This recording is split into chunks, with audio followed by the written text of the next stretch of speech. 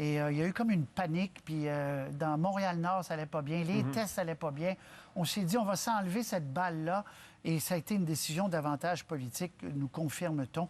Pendant que vous voyez Nathalie Roy, ministre de la Culture, qui a pris place, le premier ministre, Dr Arruda, et Mme McKenna. Alors, Mme McCann, pardon, Mme McKenna. Mme McCann, on écoute et on revient, Sébastien. Le masque que je porte aujourd'hui, qui fait un petit peu un bec de canard, là, c'est un masque qui est fabriqué par l'entreprise Mod Jet Set, une entreprise de Normand Panton. Donc, c'est fait à Montréal, puis c'est vendu dans plusieurs magasins au Québec. Donc, j'invite les Québécois à porter soit ce masque-là ou un autre. Mais si vous êtes capable d'en acheter un au Québec, faites au Québec. C'est encore mieux. Comme vous le voyez aujourd'hui, en plus du Dr Arruda et de la ministre de la Santé, j'ai de la belle visite, la ministre de la Culture, qui a des belles nouvelles à nous annoncer. Je veux aussi saluer dans la salle, je crois la reconnaître, Sophie Préjean. Non, gardez votre masque, c'est correct. Donc, la présidente de l'Union des artistes. Yannick Nézet-Séguin, notre grand chef d'orchestre. Et puis, on me dit aussi qu'il y a Luc Fortin, président de la Guilde. Il est là. Donc, des musiciens. Donc, on va y revenir tantôt. Je veux d'abord dire un mot aux Québécois sur ce qui s'est passé aux États-Unis dans les derniers jours, là, la mort tragique de George Floyd. Évidemment, on a tous été touchés, là. Ceux qui ont vu la vidéo, de voir le policier qui met son genou sur la gorge, le pauvre George Floyd qui implore de le laisser respirer, puis en plus d'autres policiers à côté qui font rien, là. Donc c'est vraiment choquant, révoltant, puis je comprends tous les gens qui ont été révoltés et je suis solidaire d'eux autres. Ça montre qu'on a encore du travail à faire pour lutter contre le racisme. C'est pas ça le genre de société qu'on veut au Québec. Et donc, comme premier ministre du Québec, là, je dénonce fortement, puis je demande à tout le monde de continuer. On sait que malheureusement, ça existe encore et il faut lutter contre le racisme. Tous les êtres humains sont tous égaux, sont tous pareils, donc peu importe la couleur de leur peau. Donc, c'est important de le rappeler. Bon, je sais qu'il y a eu une manifestation hier à Montréal. Je sais qu'à la demande du Dr Arruda, la grande majorité ont respecté le 2 mètres, ont fait ça dans la paix. Malheureusement, quelques casseurs ont brisé des vitrines, endommagé des commerces, volé des guitares, entre autres, on a vu ça. Ça, c'est inacceptable. Donc, ce bout-là, là, peu importe qu'on soit choqué, je pense pas qu'on aide la cause en faisant ça. Je veux revenir, bien sûr, avant de parler de culture, sur la situation dans nos CHSLD. Bon, vous allez le voir, ça, demain ou dans les prochains jours, on va ouvrir les inscriptions. On le dit depuis le début de la crise. On a, depuis plusieurs années, là, peu importe les partis politiques, là, on est tous un peu coupables, travaillé dans nos CHSLD avec environ 10 000 personnes manquantes. 10 000. On les a compensés par des personnes pas nécessairement formées, qui ont fait leur gros possible, puis je les remercie encore. Mais là, on va lancer, à la mi-juin, une formation de 3 mois qui va être payée 740 $ par semaine pendant la formation. Puis ensuite, les gens vont commencer à 49 000 $ par année pour ceux qui vont travailler à temps plein. Donc, je lance un appel. Demain, on va vous donner probablement toutes les adresses, les centres de formation professionnelle où les formations vont se donner. Ils vont se donner en partie dans les centres de formation professionnelle, puis en partie dans les CHSLD. Puis je pense qu'on doit ça à nos aînés, d'avoir 10 000 personnes de plus formées, qui vont rendre aussi les conditions de travail plus agréables pour ceux qui sont déjà là, puis qui vont permettre justement aux préposés d'avoir un petit peu plus de temps pour échanger avec les résidents, les résidentes. On aurait dû faire ça depuis au moins une dizaine d'années, 20 ans, mais bon, pour toutes sortes de raisons, ça n'a pas été fait, ça n'a pas été passé en priorité par rapport à ce qui se passe, par exemple, dans nos hôpitaux. Donc, il est temps qu'on corrige la situation d'un CHSLD. Mais pour ça, j'ai besoin de 10 000 personnes de tous âges. Donc, je le répète, engagez-vous, 10 000 emplois là, pour changer, améliorer la vie des personnes qui sont vulnérables.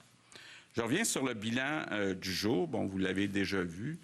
Heureusement, les indicateurs s'améliorent, donc moins de cas, moins d'hospitalisation, moins de décès. Ça ne veut pas dire que la bataille est gagnée, donc il faut continuer à porter le masque, respecter les consignes pour être certain qu'on ne revienne pas en arrière, pour être certain qu'on n'engorge pas nos hôpitaux, parce que justement, si on parle de nos préposés et de nos infirmières, ils ont besoin, comme on dit en chinois, d'un break. Hein? Ils ont besoin d'un gros break et puis on veut leur donner, puis on va leur donner au moins 2 semaines de vacances de suite cet été, mais il ne faudrait pas qu'il y ait une nouvelle vague là, en plein été. Donc pour ça, le masque, on garde le 2 mètres. Donc, la situation étant meilleure, ça nous permet de continuer le déconfinement. Puis aujourd'hui, bien, très content, puis un plaisir particulier de parler de culture. On le sait, puis je le répète souvent, la culture, c'est l'âme du peuple québécois. Les Québécois adorent leurs artistes et ils sont ennuyés de leurs artistes.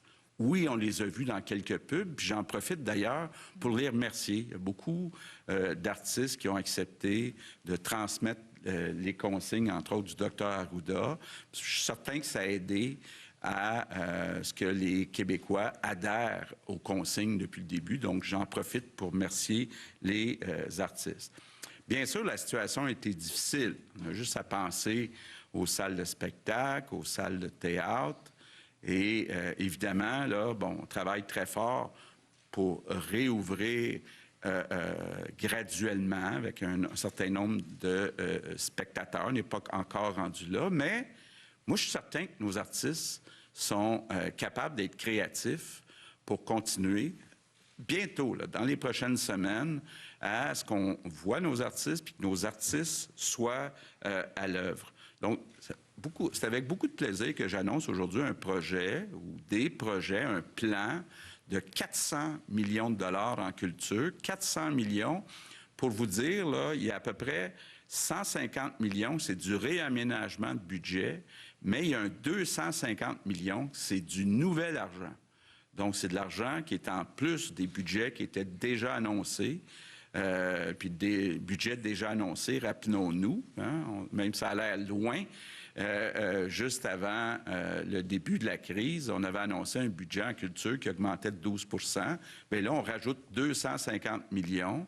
Une partie qu'on a commencé à dépenser pour les organismes, donc 109 millions. Et le reste, bien, ça va être distribué selon des appels d'offres. Nathalie va nous l'expliquer tantôt. Ça va être géré beaucoup par la SODEC. Mais j'ai demandé à SODEC de faire ça plus vite que d'habitude.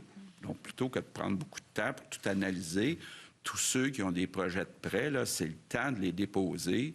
Puis, donc, on a, disons, si on met 100 millions de côté pour les festivals, les théâtres, tout ça, donc il y a un bon 300 millions qui est disponible là, pour toutes sortes de captations. Donc, ça veut dire des émissions de télévision, comme District 31, des séries télévisées, des films, des pièces de théâtre, mais qui sont captées, évidemment. On ne peut pas avoir des salles complètes, des concerts, des projets de danse, des projets en musique. On sait qu'on est bon en musique au Québec, des projets d'écrivains. Puis on veut aussi, vous allez le voir tantôt, Nathalie va vous l'expliquer, on veut aussi en profiter. Puis s'il y a un bon côté à cette méchante crise, c'est qu'on va regarder plus vite pour développer toutes sortes de plateformes numériques. Donc, pas seulement regarder nos artistes à la télévision, mais sur toutes sortes de plateformes. Donc, fait vraiment plaisir d'annoncer ce plan-là de 400 millions. Et puis, je ne sais pas si je devrais dire ça, mais j'ose le dire. S'il y en a pas assez, on regardera ça. Mais je veux que les projets, là, je le dis aux artistes, ceux qui ont des projets, là, c'est le temps de déposer ça, là, des projets de tout type. Là, on veut vous voir, puis on veut vous remettre au travail, puis on veut que les Québécois voient leurs artistes. Les remerciements du jour, en terminant, c'est la semaine des personnes handicapées. Je vois Sophie Préjean. On a Marilyn Picard chez nous, qui a un enfant lourdement handicapé. On le sait, la crise, c'était encore plus dur pour les personnes handicapées puis pour les parents d'enfants handicapés. Parce que là, on parle de déconfinement de certains commerces, de certaines activités, mais il faut se rappeler qu'il y a des personnes handicapées qui sont confinées à vie. Hein, ça, c'est la triste réalité. Puis il faut tous se demander comment on fait, d'ailleurs. C'est une question qu'on devrait tous se poser, là, les propriétaires de commerce, toutes les activités, pour donner un meilleur accès aux personnes handicapées. On a aussi Lionel Carman puis Jean-François Roberge qui travaillent sur toutes sortes de programmes de répit, des camps de jour pour les personnes handicapées. On fait une exception aussi partout là, pour peut-être que les normes du 2 mètres. Je fais attention à ce que je dis, je vais me faire chicaner, là, mais en tout cas, c'est très important qu'il y ait des activités pour les personnes handicapées. C'est important pour les personnes handicapées. C'est important aussi pour les parents d'enfants handicapés, surtout qu'il y en a qui ne sont pas allés à l'école depuis un bon bout de temps. Donc, on réouvre aussi des classes d'enfants handicapés. On ne le dit pas aussi assez souvent, nos CHSLD, il y a peut-être 90 que ce sont des personnes aînées, des aînés, mais il y a un 10 ce sont des personnes handicapées. Puis vous le savez, on va graduellement, on ne fera pas tout ça du jour au lendemain, mais on va remplacer les CHSLD par des maisons des aînés. Mais il y a certaines maisons, ça va être des maisons alternatives pour des personnes handicapées. Donc, c'est pas toujours correct, à mon avis, de mettre des personnes handicapées avec des aînés.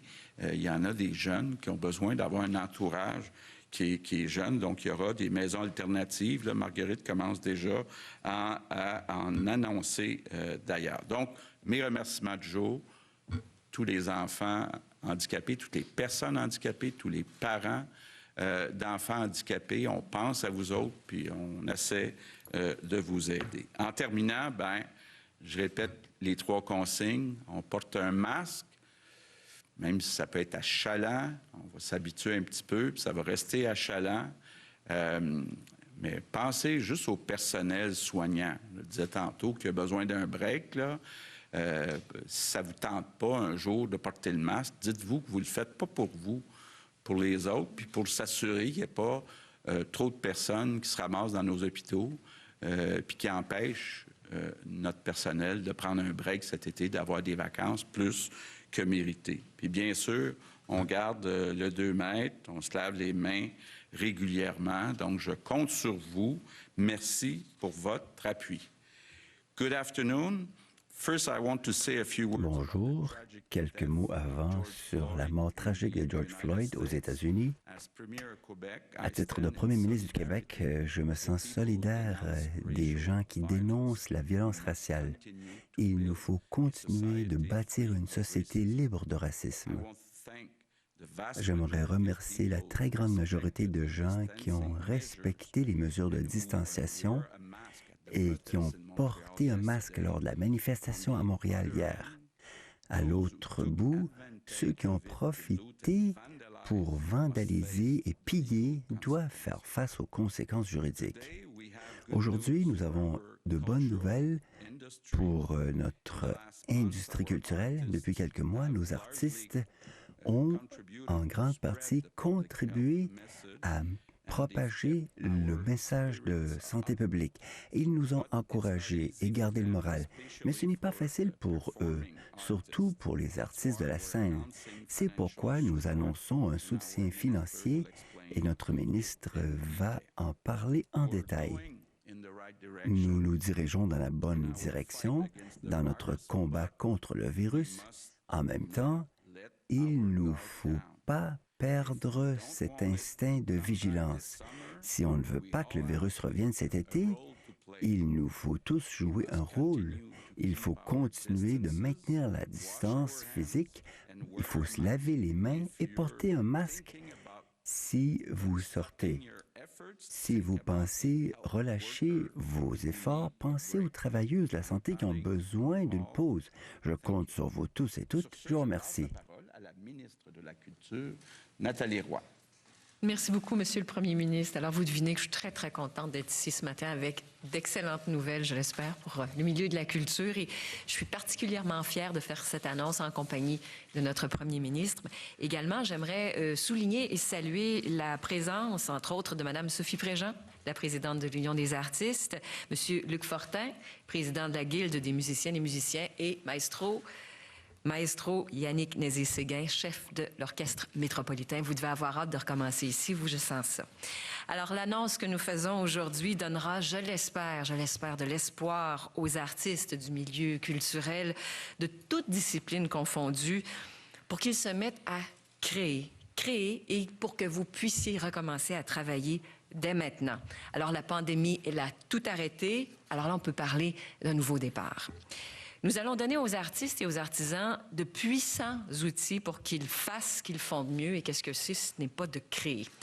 Notre budget historique en mars dernier, vous en souvenez peut-être, avait pour objectif de penser en dehors de la boîte, de donner aux créateurs des moyens qui répondent à leur créativité. Notre objectif était aussi d'encourager l'émergence et la création de contenus innovants. Et c'est là qu'on parle entre autres de plateformes, de nouvelles avenues informatiques. Aujourd'hui, dans le contexte de la pandémie, on se rend bien compte que notre vision, elle est plus pertinente que jamais, puisque les artistes doivent s'adapter à de nouvelles réalités et faire les choses différemment pour entrer en contact avec le public. On n'a pas le choix, c'est la COVID qui l'exige. Mais s'il y a des gens qui ont toute la créativité nécessaire pour y arriver, pour relever ce nouveau défi, bien, ce sont bien les artistes. Donc, pour les aider à créer et recommencer à travailler, je vous annonce que notre gouvernement porte à près de 400 millions de dollars son investissement dans la relance du secteur culturel. Notre plan porte donc les sommes dédiées à la culture à un niveau inégalé de plus de 971 millions de dollars, soit une augmentation de plus de 26 % par rapport au budget de 2019-2020. Voici maintenant les grands axes de notre plan. Tout d'abord, 91,5 millions de dollars seront investis en production cinématographique et télévisuelle pour permettre, entre autres, à nos producteurs de faire des films avec plus de moyens et des séries télé à la hauteur de leur imagination. Nous accordons 71,9 millions pour aider les entreprises et organismes culturels qui ont dû fermer leurs portes au public pendant la pandémie. Nous investissons 50,9 millions pour soutenir les arts de la scène dans la création et la diffusion de spectacles innovants grâce à des appels à projets qui sont prêts, là, Monsieur le Premier ministre, pour poursuivre leur pratique en respect des nouvelles mesures sanitaires avec lesquelles ils doivent maintenant composer. 33,5 millions de dollars iront à l'industrie de la musique et les artisans, ces artisans, pour qu'ils puissent, entre autres, relever les défis liés aux nouvelles habitudes d'écoute et, naturellement, les défis liés avec ces fameuses mesures sanitaires qui sont désormais imposées. Par ailleurs, comme nos artistes et nos écrivains ont souvent des statuts très précaires, notre plan comporte aussi une aide spécifique pour eux de 6,5 millions de dollars afin de mieux rémunérer leurs œuvres. Une partie de cette enveloppe de 6,5 millions sera d'ailleurs dédiée à un fonds d'urgence et géré par l'Union des artistes et la Guilde des musiciennes et des musiciens. Pour ce qui est des festivals et des événements qui ont dû être annulés, on bonifie les aides existantes de 5,9 millions pour encourager la tenue d'événements en ligne, les programmes 100% québécois et les commandes d'œuvres originales présentées en première mondiale. De plus, on nous l'a demandé, il va de soi que nous investirons en publicité et en promotion pour relancer la culture québécoise. 13 millions de dollars. C'est important, on veut que les gens reviennent en salle. Par ailleurs, Je vous rappelle qu'à la fin du mois de mars, et ça a un petit peu passé dans le beurre, on ne l'a pas trop vu, mais nous avions consacré 59 millions de dollars en devancement de crédits aux organismes culturels. Ça veut dire que plus de 1000 organisations, des musées, des bibliothèques, des écoles en art, des théâtres, et j'en passe, il y en avait 1000, ont déjà reçu 6 mois de liquidité. Toujours fin mars, nous avions aussi lancé un programme de 50 millions de dollars en prêts adaptés aux entreprises culturelles leur permettant d'assurer un fonds de roulement à court terme. Je vous annonce donc que notre plan de relance ajoute un autre 50 millions de dollars à ce programme de prêt de la SODEC qui connaît une grande demande. Plusieurs entreprises culturelles y ont souscrit et ça les aide beaucoup pour passer à travers. Notre plan comporte aussi plusieurs autres mesures, des programmes et des appels à projets qui sont entièrement nouveaux. Alors, je vous invite à consulter le site du ministère de la Culture et des Communications pour avoir tous les détails. Mais, Monsieur le Premier ministre, vous le disiez, ils sont prêts, ces appels à projets, ils sont prêts, ces programmes, vous avez des idées, vous êtes nos plus grands créateurs, votre créativité est reconnue partout sur la planète, alors postulez, souscrivez, l'argent est là pour vous payer, pour créer, en attendant de pouvoir revenir à la normale. Et comme ça peut prendre un petit bout de temps, on a mis de l'argent pour vous aider à y arriver. Maintenant, et comme je vous dis, le plan, il y a d'autres mesures, mais allez voir en détail, il y en a énormément. Là, on a d'autres bonnes nouvelles en ce qui concerne le décloisonnement en culture, parce que nous sommes toujours cloisonnés, ne l'oublions pas.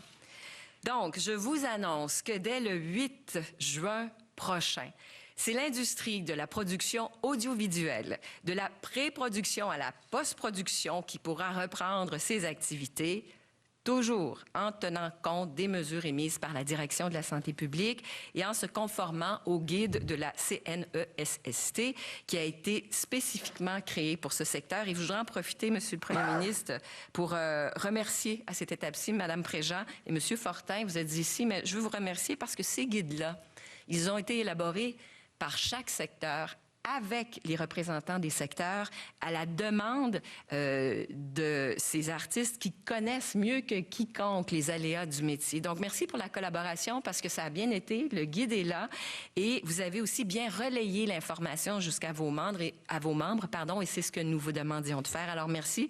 L'information descend et là, j'invite tout de suite les gens à aller consulter le guide pour savoir comment ça va se passer sur les plateaux de tournage, à la télé et au cinéma.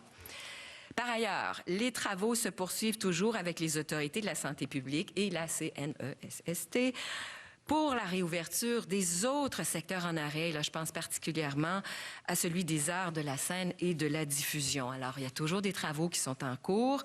Tout ça fera l'objet d'une autre annonce, mais je peux vous dire que on est confiant, là, je regarde le docteur Arruda, là, de pouvoir rouvrir les lieux de diffusion avant la fête nationale. Du moins, c'est ce qu'on espère. Évidemment, cette réouverture se fera avec un nombre restreint de spectateurs, on le comprend bien, pour respecter la distanciation sociale. Et tout ça se fera graduellement. Quel sera le nombre de spectateurs qui pourront entrer dans une salle? Je l'ignore, la santé publique nous dira tout ça, mais tous les détails et la date officielle de l'ouverture des salles feront l'objet d'une annonce distincte dans les prochains jours. Donc, vous comprenez qu'on attend le feu vert de la santé publique. Le guide n'est pas encore complété, mais ça ne devrait tarder. Alors, en terminant, le but des mesures de relance annoncées aujourd'hui, c'est pas compliqué, c'est de donner au milieu culturel son élan avec des outils très puissants qui l'aideront à redéployer sa créativité pour émouvoir et nous rendre fiers comme vous êtes tous capables de le faire. Je voudrais profiter de l'occasion, moi aussi, Monsieur le Premier ministre, pour remercier le milieu culturel et les artistes pour leur patience, leur grande patience, et le public aussi. Les artistes et les artisans du milieu culturel qui nous ont divertis et accompagnés durant ce grand confinement. Merci pour tout ce que vous avez fait et on a tellement hâte de vous revoir en personne. On a hâte de vous voir. Alors, merci pour tout. Bonne journée. Merci, Madame la ministre. Donc, on va débuter la période de questions. Il y a 2 micros prévus à cet effet. Vu le nombre important de journalistes, on vous demanderait de vous limiter à une question par journaliste. On va commencer par Michel Jean de TVA Nouvelles. Bonjour à vous quatre. Bonjour M. Legault, bonjour M. Arruda, bonjour Mme la ministre. M. Legault, une question pour vous. Hier, on a une manifestation importante, on ne sait pas exactement, mais il y avait plusieurs milliers de personnes dans les rues de Montréal. Ça s'est bien passé dans la première portion, là, avant que les casseurs entrent en jeu. Mais quand même, il y avait beaucoup de gens qui s'étaient déplacés dans les rues de Montréal pour dénoncer le racisme.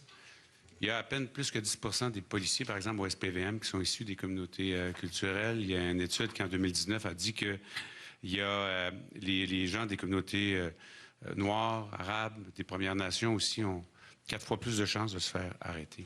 Bref, on a visiblement encore un problème. Comment vous pensez qu'on peut régler ce problème-là? Et avez-vous l'impression qu'on en prend vraiment la mesure à l'heure actuelle au Québec? Là? Oui.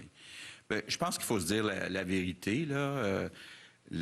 Oui, c'est grave ce qu'on voit aux États-Unis, puis je pense pas que notre problème soit aussi grave que les Américains, mais en même temps, on peut pas dire qu'on n'a pas de problème. Il y en a des problèmes de profilage racial, il manque de représentants dans les forces de l'ordre qui viennent des différentes communautés. Donc, on a encore du travail à faire. Puis je pense que ce qui se passe actuellement, ça nous rappelle tout le monde à l'ordre, puis dire il y a encore des efforts à faire. Puis bon, évidemment que ça doit venir des forces de l'ordre, que ce soit la SPVM, que ce soit la SQ. Mais moi, je sens quand même qu'il y a une amélioration, mais il y a encore du travail à faire. Donc, il faut sensibiliser, il faut, cas par cas, pas en laisser passer un. Quand ça arrive, il faut le dénoncer, il faut aller au bout de chaque dossier. On va y aller avec Marco Bellar-Cirino, Le Devoir. Oui, bonjour à tous et à toutes. Monsieur Legault, Madame Roy, je me demandais si le gouvernement comptait aider les salles de spectacle, les maisons symphoniques, de théâtre, de danse, qui pourraient organiser après la fête nationale des spectacles devant des salles, je ne dirais pas quasiment vides, mais avec un nombre réduit de spectateurs pour respecter les règles de distanciation sociale. Et Dr Arruda, est-ce que le plan de la ministre de la Culture de rouvrir les salles au plus tard à la fête nationale tient la route? Vas-y, Nathalie. Bon, alors, pour répondre à votre première question, actuellement, depuis le début de la pandémie, là, on collige absolument tout pour savoir, quelles sont les salles, où sont les salles, à quoi ressemblent effectivement les conséquences de cette pandémie, de cette fermeture. Actuellement, on travaille sur différents scénarios. Ce plan-là, c'est un début, c'est un gros début, là. Comme Monsieur le Premier ministre le disait, il y aura des ajustements à faire. Et à l'égard des salles de spectacle, nous voulons aider parce que dans la mesure où la santé publique nous permettra de rouvrir à 50 ou 60 % une salle, donc on le prive de 100 % de sa capacité, il faut faire quelque chose. Alors, tout est sur la table à l'étude actuellement. Bon, écoutez, on m'interpelle. Alors, probablement, dans un premier temps, je voudrais remercier tous les artistes qui se sont impliqués dans la transmission du message. Vous êtes des modèles pour notre société. Puis, l'art, ça fait partie de la vie. L'art, ça soigne l'âme, que ce soit en musique, en danse, en théâtre, en humour, tout ça est essentiel à notre société. Donc, je pense que vous êtes un service essentiel, mais qui a dû passer en séquence, si vous me permettez, derrière d'autres pour des questions de survie. On a besoin aussi de traverser. Je suis content de voir que les chiffres vont bien. Donc, on est dans une période où, je vous l'ai dit, critique dans la région montréalaise. Il faut continuer à respecter les consignes. Mais on travaille très fort avec toutes les entreprises depuis le début et aussi, je vous dirais, avec les gens qui sont des artistes pour être capable de réinventer, si vous me permettez, une façon de faire encore transitoire parce que le COVID-19 ne va pas disparaître. Même si ça va mieux cet été, il pourrait revenir.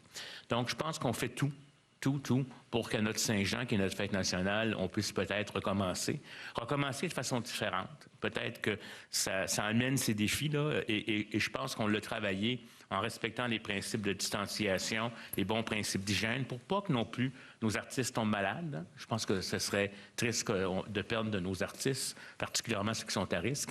Mais oui, je pense qu'il faut réouvrir cet élément-là.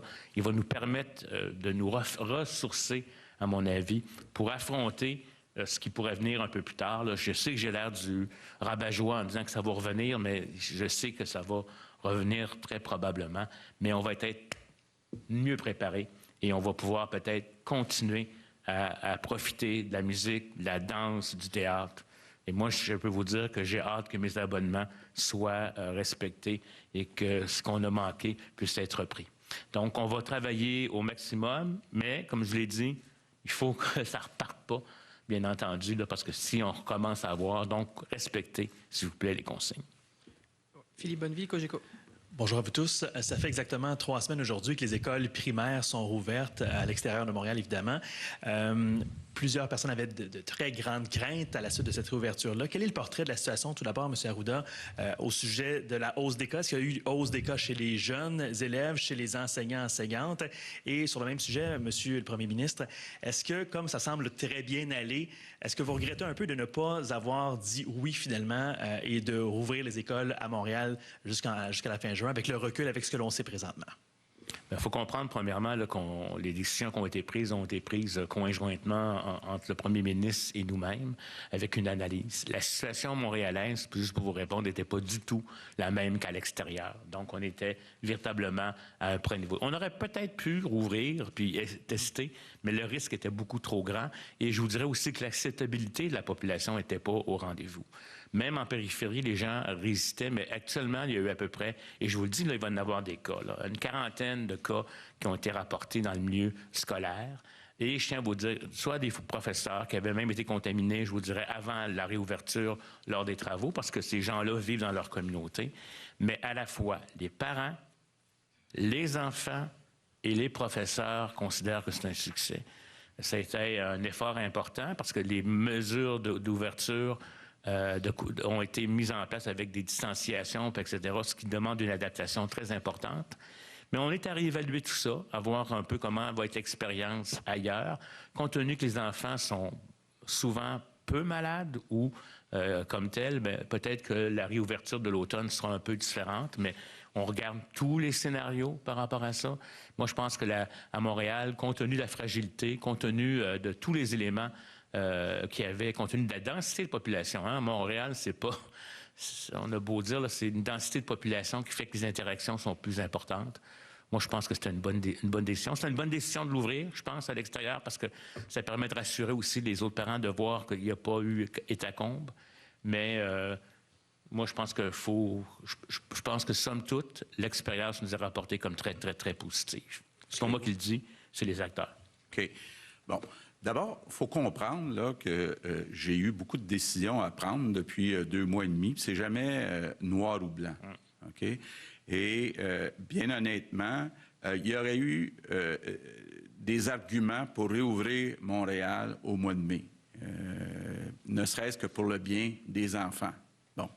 Par contre, il y avait un risque que les enfants transmettent le virus à leurs parents ou grands-parents, puis qu'on engorge les hôpitaux du Québec. Donc, juste être bien clair, parce qu'il s'est dit beaucoup de choses dans les médias en fin de semaine, là.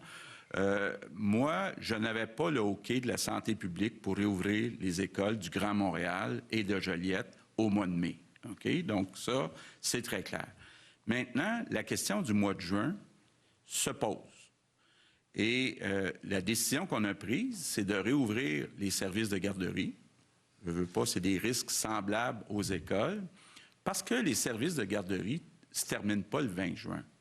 Si l'école ne se terminait pas le 20 juin, bien, on aurait probablement regardé, là, à partir d'aujourd'hui, pour réouvrir les écoles à peu près au même moment que les services de garderie. Mais c'est toujours facile, hein, le lundi matin, de regarder la game du dimanche puis de dire qu'il aurait dû essayer le jeu au sol plutôt que la passe. Mais en mai, je n'avais pas le OK de la santé publique. Il aurait fallu que j'aille contre la recommandation de la santé publique. Je n'ai pas exclu ça, mais j'ai décidé de suivre la recommandation de la santé publique au mois de mai. Et bon, puis là, au mois de juin, honnêtement, de réouvrir des écoles pour quelques semaines, je ne pense pas que c'est une bonne idée. Eugénie Lépine-Blondeau, Radio-Canada. Bonjour. On sait que pour plusieurs artistes, la PCU va se terminer au début du mois de juillet. Alors, ce qu'ils demandent, entre autres, c'est est-ce qu'il va y avoir un fonds d'urgence pour les contrats qui ont été annulés? Donc, pour les artistes qui devaient travailler au printemps et qui devaient probablement travailler cet été aussi. Donc, pour les contrats qui sont annulés et aussi pour les diffuseurs, entre autres, est-ce qu'il va y avoir une compensation pour les pertes de vente de billets suite à l'annulation de spectacles? Pour répondre précisément, il y a un fonds d'urgence qui est mis sur pied, qui sera géré par l'UDA, également la Guilde, mais ce sera pour des situations extrêmes d'urgence. Ce qu'on a voulu faire avec ce plan de relance-là, c'est faire travailler les artistes. Et c'est finalement, leur donner l'opportunité de créer et de les payer pour qu'ils le fassent. Et de leur donner aussi l'opportunité de créer et de se servir de tous les moyens possibles et imaginables pour se rendre au public. Donc, on travaille différemment. On a pensé en dehors de la boîte et on leur permet vraiment d'explorer, de créer. Et c'est pour ça que je disais, les appels à projets sont là et souscrivez-y parce que ce sera votre forme de rémunération. Et à cet égard-là, les bourses sont importantes. Et il y a une grande ouverture pour faire travailler les artistes. On va prendre la prochaine question. Bonjour, Catherine Beauchamp, 98.5. En complément avec ma collègue Lépine Blondeau, je voulais savoir, il y a des artistes qui ne travailleront pas avec ces appels de projets. Il y a des artistes, on est dans une culture de A ici au Québec, il y a énormément d'acteurs, des artistes très populaires qui vont travailler, il y en a d'autres qui vont moins travailler. Qu'est-ce qu'on va faire avec ces artistes qui ne travailleront pas? Alors, c'est un peu similaire à l'égard du fait que le fonds d'urgence qui a été mis sur pied, c'est vraiment pour des cas extrêmes qui ne pourront pas travailler. Par ailleurs, sachez que les appels à projets qui sont mis de l'avant, il y a énormément à faire pour la création. C'est-à-dire, avant d'être sur les planches, il y a tout un processus de création, de développement. Et il y a de l'argent pour ça aussi. Alors, on peut comprendre que l'artiste ne sera peut-être pas sur les planches demain matin, n'a peut-être pas une série télé demain matin, mais si l'artiste a quelque chose à offrir, a quelque chose à déployer, à créer, bien, il y aura un appel à projet. Il pourrait souscrire à l'appel à projet. C'est-à-dire, c'est une façon qu'on a trouvée pour donner de la rémunération, c'est les faire créer. Mais est-ce que les individus vont pouvoir être d'égal à égal avec une boîte de production ou avec un organisme déjà établi? Est-ce que la SODEC va faire la différence entre les deux?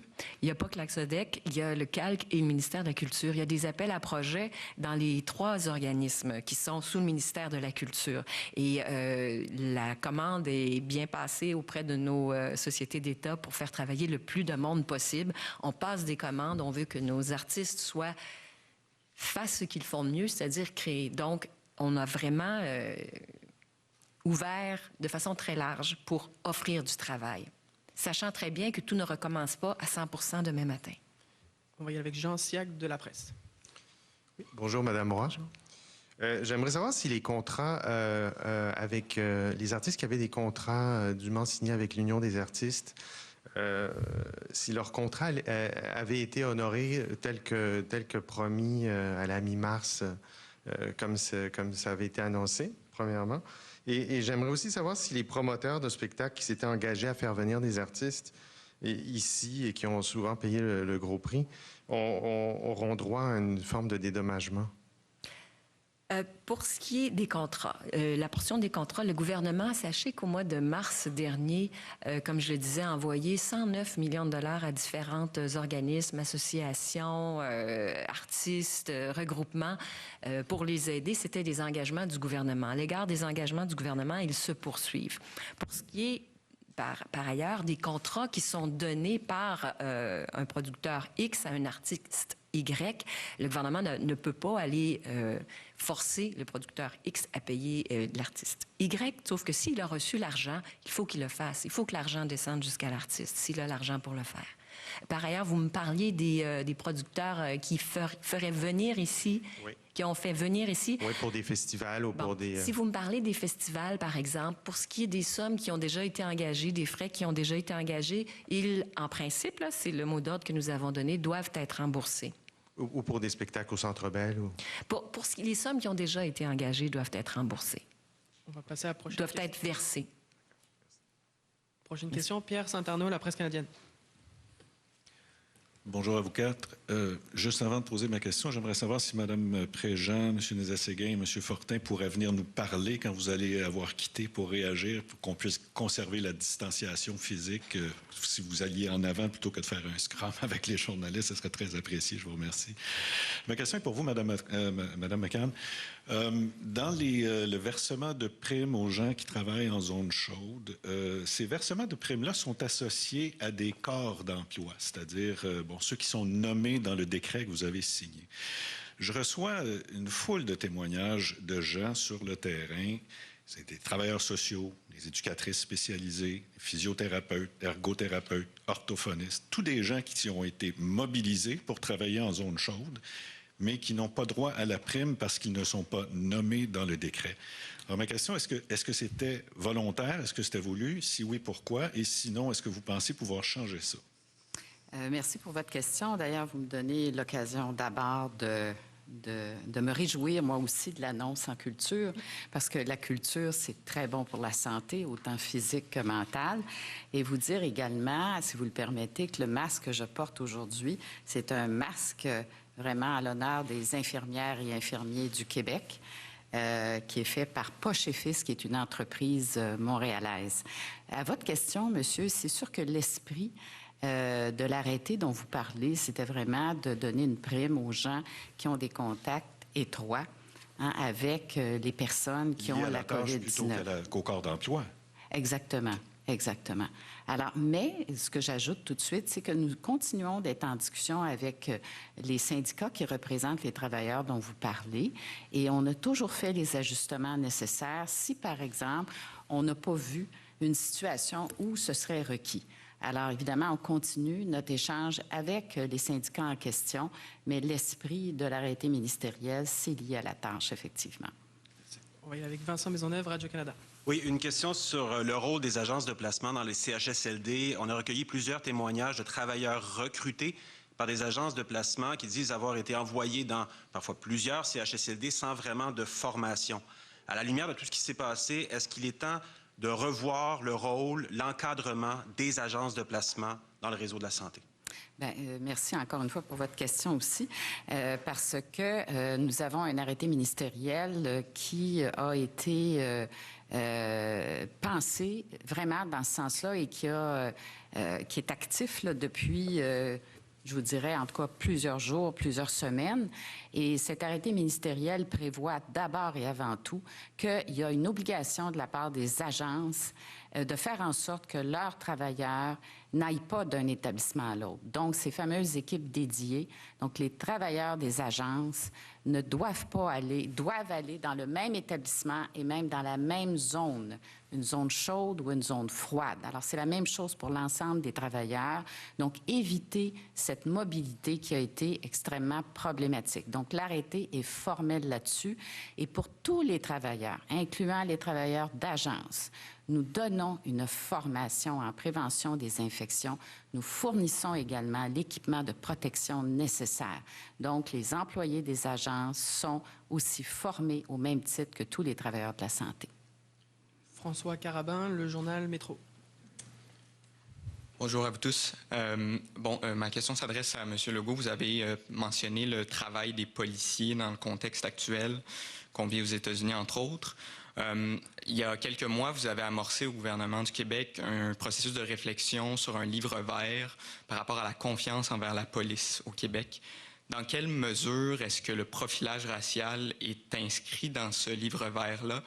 Et est-ce que les situations dans des derniers jours, des dernières semaines, viennent modifier votre vue de ce processus de réflexion-là? Bien, ça fait partie, effectivement, de la réflexion que fait Geneviève Guilbeault, la ministre de la Sécurité publique. Donc, dans ce livre vert, effectivement, on regardera, puis on regarde actuellement le rôle des policiers, puis comment s'assurer qu'il n'y ait pas de profilage racial. Puis il y en a, malheureusement, encore un peu au Québec. C'est pas une majorité, la grande majorité des policiers en font pas, mais il y a effectivement une attention à porter, puis ça sera dans le livre vert. On va y aller avec une prochaine question en anglais. C'est Carolina Franco, Mike FM. Bonjour à tous.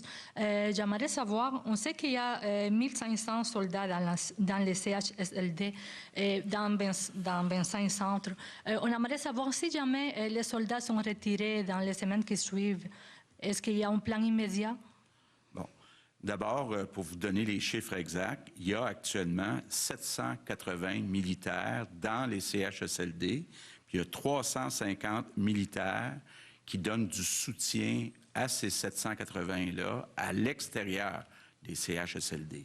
J'ai déjà eu l'occasion de dire que j'aimerais que le ratio soit un peu modifié pour qu'il y en ait plus dans les CHSLD puis moins à l'extérieur des CHSLD. Donc, si on fait le calcul, ça fait 1130 militaires.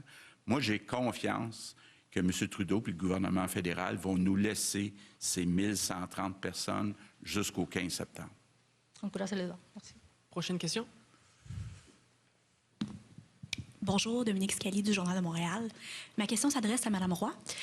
Si j'ai bien compris votre annonce, là, le but, c'est de stimuler, de donner du travail dans la création, tout ça. Mais est-ce que ça tient compte du fait que produire va coûter plus cher à cause des mesures de distanciation sociale? Est-ce qu'ils vont avoir plus de moyens pour faire la même chose, finalement? Votre question est très pertinente. Tous les groupes que j'ai rencontrés, les centaines de groupes, en fait, je ne les ai pas rencontrés, tout ça a été au téléphone là, au cours des dernières semaines. Les centaines de groupes à qui nous avons parlé réclamaient la même chose parce que force est de constater que faire une production, quelle qu'elle soit, en appliquant les nouvelles mesures de distanciation, ça comporte des coûts parce qu'il y a de l'équipement à acheter, mais également des coûts parce que c'est du temps. Et du temps, c'est de l'argent. Et effectivement, nous avons pris en considération dans les sommes, quand je vous dis, il y a des appels à projets, il y a des bourses qui sont augmentées, il y a des sommes qui sont augmentées pour les projets. Ça prend bien sûr en considération le fait qu'un projet va coûter plus cher. Alors oui, on a pris en considération la nouvelle réalité qui est celle de vivre avec la COVID et comment peut-on continuer à faire des arts et de la culture avec la COVID. Prochaine question. Mr. Premier, going back to yesterday's protest. Donc, pour les manifestations d'hier, M. Legault, un des messages principaux des manifestants, c'était que le racisme systémique n'est pas uniquement un problème américain, qu'il existe également dans la police de Montréal et la sécurité du Québec. Êtes-vous d'accord avec cela? Réponse. Je dirais que oui, il faut admettre que nous avons des problèmes à Montréal et au Québec. Mais le problème n'est pas aussi grave qu'aux États-Unis, je dirais. Mais néanmoins, je n'aime pas voir ce petit nombre, cette minorité de nos policiers et policières qui choisissent un peu les gens qu'ils arrêtent. J'aimerais qu'on arrête cela. J'aimerais qu'on s'assure que l'étude qui est effectuée et le livre qui sera présenté, le livre vert par Geneviève Guilbeault, que ce problème va être abordé afin que nous puissions éviter que ça se reproduise. Bonjour.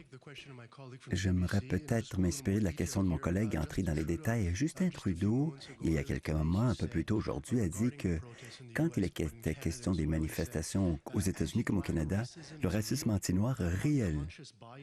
Les préjugés inconscients sont réels et la discrimination systémique est réelle également et que ça se passe au Canada. Pensez-vous toujours que Trudeau se trompe et que les manifestants d'hier se trompent en cela qu'il n'y a pas de discrimination systémique et de racisme systémique au Québec? Réponse. On a ces discussions assez souvent. Je pense que la discrimination existe au Québec, mais il n'y a pas de discrimination systémique. Il n'y a pas de système au Québec de discrimination et c'est une petite minorité, les gens qui sont responsables de discrimination. Docteur Arruda, quand vous regardez une manifestation comme hier, avez-vous des préoccupations quant à la propagation du virus dans un tel environnement? Est-ce que les masques suffisent avec une foule si nombreuse? Réponse. Écoutez, je n'y étais pas, mais j'ai vu des photos et j'ai vu aussi des prises d'hélicoptères. Et j'ai l'impression que la plupart des gens portaient le masque. Je pense aussi que les gens étaient respectueux de la distance, car c'est le 2 mètres qui est le plus important. Manifestement, quand les gens se rassemblent, plus qu'il y a de gens, plus qu'il y a un risque que des gens asymptomatiques puissent propager le virus. Mais nous verrons, n'est-ce pas, chez les gens qui ont participé à ces manifestations dans les quelques jours qui viennent. Je ne suis pas préoccupé outre mesure. Je ne vis pas de panique quant à cet aspect-là de la manifestation. La plupart des gens respectaient la distance physique et portaient le masque. J'espère tout simplement qu'ils ont lavé les mains au retour à la maison parce qu'ils ont pu toucher plein d'objets. Mais même s'ils étaient en deçà du 2 mètres, ce n'était pas pour longtemps. Mais moi, je ne recommande pas des rassemblements au-delà du nombre que j'ai déjà mentionné. En même temps, en lien avec la crise et le message de la manifestation contre le racisme, je comprends tout à fait le pourquoi de ce rassemblement. Nous verrons s'il y aura une flambée et si la seule explication sera la manifestation. Si tout le monde suit le même taux d'infection avec le même échéancier, nous aurons des données. Question. Premièrement, les gens disent que la justice devrait être ouverte et publique, donc est-ce un problème que le public sera exclu des salles d'audience? Réponse. Je ne crois pas, non. Ce que la ministre Sonia Lebel a annoncé la semaine dernière, c'était que tout dépend de la cause. Est-ce que c'est au criminel? Eh bien, nous allons continuer d'avoir un procès tout à fait normal. Mais si c'est une infraction mineure, oui, nous comptons aller de plus en plus vers la vidéo. Deuxième question, sur les centres commerciaux, est-ce qu'il y a une date pour la région de Montréal et un suivi rapide? Beaucoup d'entreprises ont dû acheter de l'équipement supplémentaire, des gants, des masques, sans avoir de revenus depuis 2 mois déjà. Est-ce qu'il y a un plan pour dédommager les entreprises devant ces coûts? Réponse. Je pense que Pierre Fitzgibbon cherche un plan pour le commerce au détail. Il y a déjà un plan fédéral avec un prêt de 40 000 et s'ils remboursent 30 000, ils peuvent garder 10 000. Donc, je pense que ce que nous essayons de faire, c'est qu'entre le fédéral et le provincial, que nous trouvions des façons de les aider. Est-ce qu'il y a une date? Réponse. Je ne voulais pas voler la vedette à mes collègues parce que ce sera une annonce sectorielle par le ministre responsable.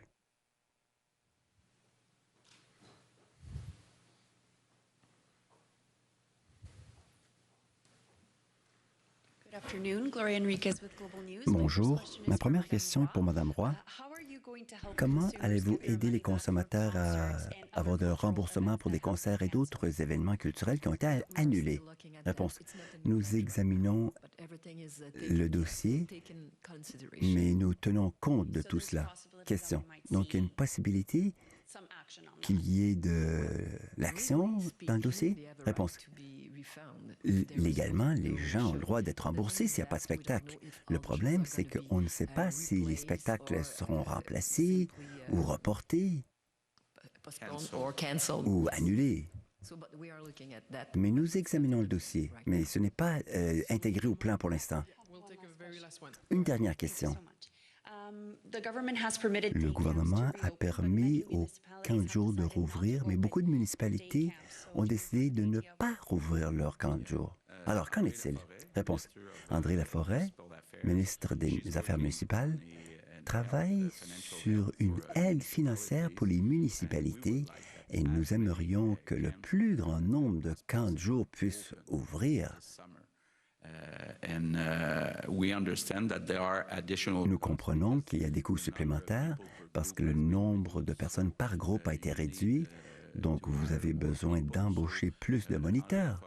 Donc, Mme Laforêt parle avec l'UMQ et la FQUM afin de dialoguer avec les représentants des municipalités pour les aider. Mais pour moi, c'est vraiment une priorité que ces camps de jour puissent opérer et être ouverts cet été. Je demanderai à nos 3 invités de venir sur scène aussi.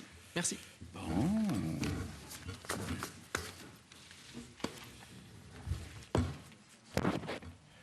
Monsieur Legault, qui, en réponse à une question d'un collègue anglophone à la toute fin, a fait le point sur les camps de jour en disant que André Laforêt, la ministre des Affaires municipales, est en train de négocier avec l'association